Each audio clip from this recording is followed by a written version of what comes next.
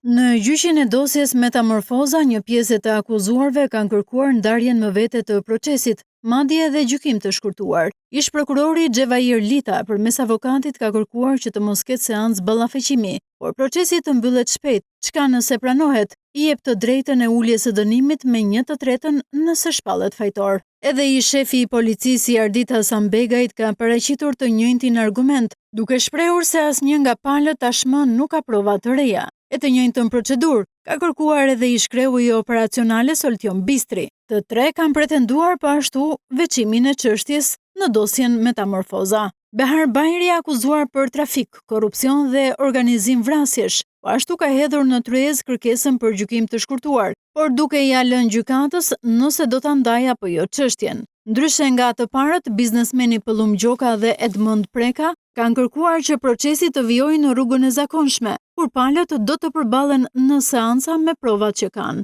Madje përmes avokatëve kanë pretenduar se bisedat në Sky janë të pavlefshme.